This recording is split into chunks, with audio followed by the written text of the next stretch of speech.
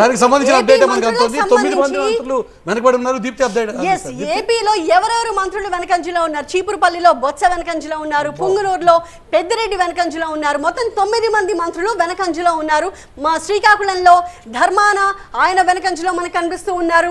చీపురుపల్లిలో బొత్స, పుంగునూరులో పెద్దిరెడ్డి, శ్రీకాకుళంలో ధర్మాన, తునిలో దాడిశెట్టి రాజా వెనకంజలో ఉన్నారు.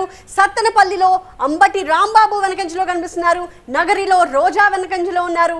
గుంటూరు వెస్ట్ లో విడుదల రజనీ వెనకంజలో ఉన్నారు. అమలాపురంలో మంత్రి పినిపే విశ్వరూప్ వెనకంజ, పెనుగొండలో మంత్రి ఉషశ్రీ చరణ్. మొత్తం 9 మంది మంత్రులు.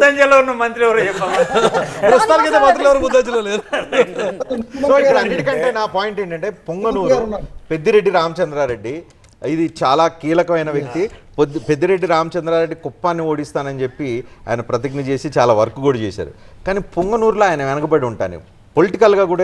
కేవలం 500 ఓట్ల ఓకే, 500 ఓట్లు అంటే సరే మళ్ళీ తర్వాత కానీ ఏంటి మస్తాన్ గారు, ఏంటి పొంగనూరు గురించి మీ అబ్జర్వేషన్ ఏంటి? సెకండ్ టైం క్యాబినెట్ రీషఫుల్ చేసినప్పుడు రాజేంద్రనాథ్ రెడ్డి అండ్ మన బొత్స సత్యనారాయణ గారు అండ్ పెద్దిరెడ్డి రామచంద్రారెడ్డి గారు, కొద్దిగా ధర్మాన ప్రసాదరావు గారు తప్పితే అన్ని సీట్లు ఓడిపోయేటువంటి వ్యక్తులు, అంటే అన్ని శాఖలు ఓడిపోయేటువంటి వ్యక్తులని క్యాబినెట్లో తీసుకున్నారు అనేది అందరూ చెప్పుకున్నటువంటి మాట. సో ఆ పరిస్థితి నుండి ఖచ్చితంగా కొంత మెరుగైన పరిస్థితి అయితే ఈ మధ్య కనబడింది. ఎందుకంటే మొత్తం ఓడిపోయే పరిస్థితి నుండి సగం మందిన గెలుస్తారనేటువంటి పరిస్థితి కనబడింది.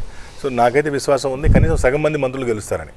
కానీ ఇంకా మీరు విశ్వాసం అనకండి, ఎందుకంటే ఇది నారా వర్సెస్ ఆరాలాగా పడేటట్టుంది. Let us wait and see. Correct మీరు అన్నట్టు. ఎందుకంటే కొంతమంది మంత్రులను కూడా నియోజకవర్గాలు మార్చినారు.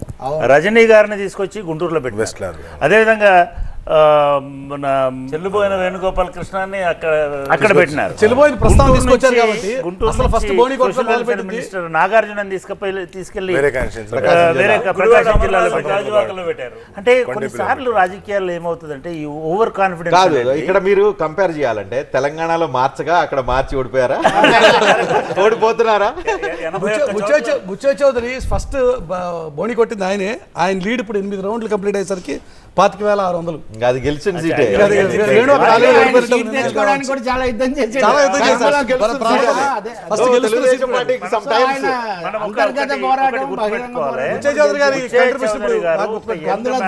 యంగ్ మ్యాన్ లాగా ఎన్టీ రామారావు మొదటిసారి పార్టీ పెట్టినప్పుడు వచ్చినట్టు దాదాపు 9వ సారో 10వ సారో ఆయన ఇప్పుడు పోటీ చేశాడు.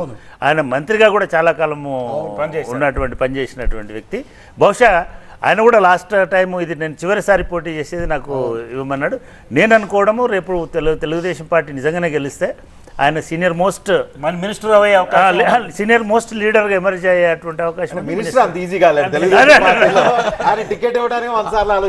అయితే ప్రోటం స్పీకర్ అవ్వచ్చు, ఎందుకంటే ఆయన అందరి చేత ప్రమాణ స్వీకారం చేయొచ్చు. పెద్ద మనిషిగా ఆయన చేత ప్రమాణ స్వీకారం చేయొచ్చు. ఓకే.